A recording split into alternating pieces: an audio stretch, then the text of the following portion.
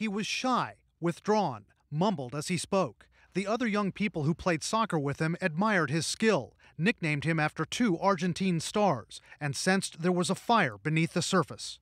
Baghdadi was a very intense soccer player. He wanted to win and he wanted to score goals, and he would get furious when he didn't. New insights tonight into ISIS leader Abu Bakr al-Baghdadi, an extensive profile written by scholar William McCants with stunning new details on the terror leader's early life. Baghdadi had relatives who joined Saddam Hussein's Ba'ath Party. Two of Baghdadi's brothers served in the Iraqi army. One was killed in the Iran-Iraq War, according to McCants.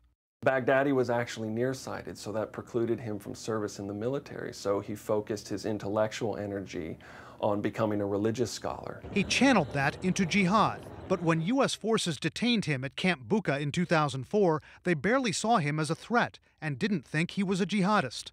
The Americans seem to see Abu Bakr as somebody who could keep the prison quiet. There are 24 camps within the Sunni side of Camp Bucca. He was allowed open access to all of them. According to a senior ISIS commander who spoke to The Guardian, Baghdadi was known in the prison as a fixer who could settle disputes between competing factions, but also liked to divide and conquer. Baghdadi, from his early childhood, had a need to control the behavior of others.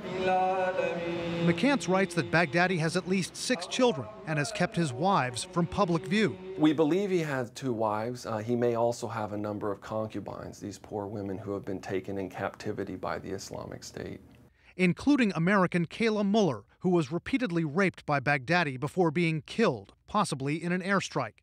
Analysts say the man who's ordered captives to be beheaded and burned alive in front of video cameras will be difficult for ISIS to replace if he's killed. Not many within the top level of ISIS have his collection of attributes, the fact he's a direct descendant of the Prophet Muhammad, the fact that he has a PhD in Islamic studies, the fact that he's a good organizer and somebody who is absolutely ruthless.